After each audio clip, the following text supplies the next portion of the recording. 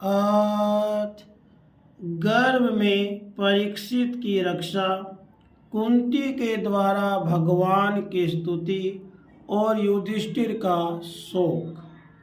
सूत जी कहते हैं, इसके बाद पांडव श्री कृष्ण जी के साथ जलांजलि के इच्छुक मरे हुए स्वजनों का तर्पण करने के लिए स्त्रियों को आगे करके गंगा तट पर गए। वहां उन सब ने मृत बंधुओं को जलदान किया और उनके गुणों का स्मरण करके बहुत विलाप किया। उसके बाद भगवान के चरण कमलों की धूलि से पवित्र गंगा जल में पुनः स्नान किया।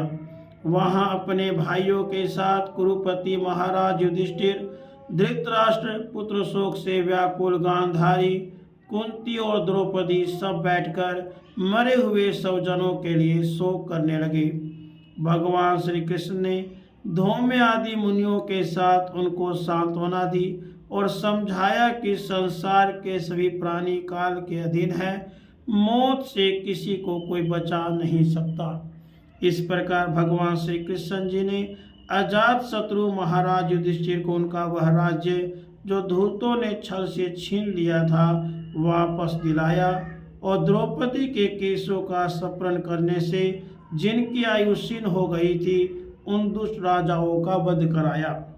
साथ ही युधिष्ठिर के द्वारा उत्तम सामग्रियों से पुरोहितों से 3 अश्वमेध यज्ञ कराए। इस प्रकार युधिष्ठिर के पवित्र यश को 100 यज्ञ करने वाले इंद्र के यश की तरह सब ओर फैला दिया। इसके बाद भगवान श्री कृष्ण ने वहां से जाने का विचार किया। उन्होंने इसके लिए पांडवों से विदा ली और व्यास आदि ब्राह्मणों का सत्कार किया। उन लोगों ने भी भगवान का बड़ा ही सम्मान किया। उसके बाद सात्यकी और उद्धव जी के साथ द्वारिका जाने के लिए वे रथ पे सवार हुए। उसी समय उन्होंने देखा उत्तरा भय से विह्वल होकर सामने से दौड़ी चली आ रही है। उत्तरा ने कहा, हे देवादिदेव, हे जगदीश्वर, आप महायोगी है, आप मेरी रक्षा कीजिए, रक्षा कीजिए। आपके अतिरिक्त इस लोक में मुझे अभय देने वाला और कोई नहीं है, क्योंकि यहाँ सभी परस्पर एक दूसरे की मृत्यु के निमित्त बन रहे हैं।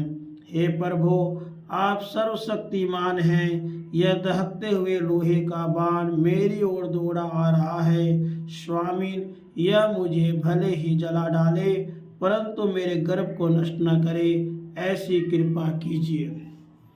सूत जी कहते हैं, भक्तवत्सल भगवान श्री कृष्ण उसकी बात सुनते ही जान गए कि अश्वत्थामा ने पांडवों के वंश को निर्बीज करने के लिए ब्रह्मास्त्र का प्रयोग किया है।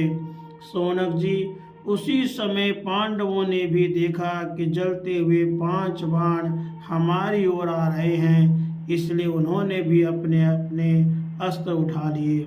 सर्वशक्तिमान भगवान श्री कृष्ण जी ने अपने अनन्य प्रेमियों पर, शरणागत भक्तों पर बहुत बड़ी विपत्ति आई जानकर अपने निज अस्त्र सुदर्शन चक्र से उन निज जनों की रक्षा की। योगेश्वर श्री कृष्ण समस्त प्राणियों के हृदय में विराजमान आत्मा है।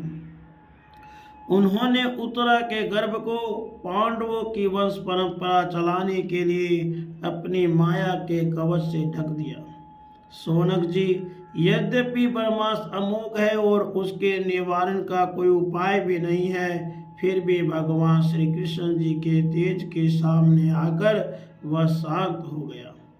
यह कोई आश्चर्य की बात नहीं समझनी चाहिए, क्योंकि भगवान तो सर्व आश्चर्य में हैं। वे ही अपने निज शक्ति माया से स्वयं जन्मा होकर भी इस संसार की सृष्टि, रक्षा और संहार करते हैं। जब भगवान श्री कृष्ण जी जाने लगे तब ब्रह्मास्त्र की ज्वाला से मुक्त अपने पुत्रों के और द्रौपदी के साथ सती कुंती ने भगवान श्री कृष्ण जी की इस प्रकार स्तुति की। कुंती ने कहा, आप समस्त जीवों के बाहर और भीतर एक रस स्थित हैं, फिर भी इंद्रियों और वृत्तियों से देखे नहीं जाते। क्योंकि आप प्रकृति से परे आदि पुरुष परमेश्वर हैं। मैं आपको नमस्कार करती हूँ।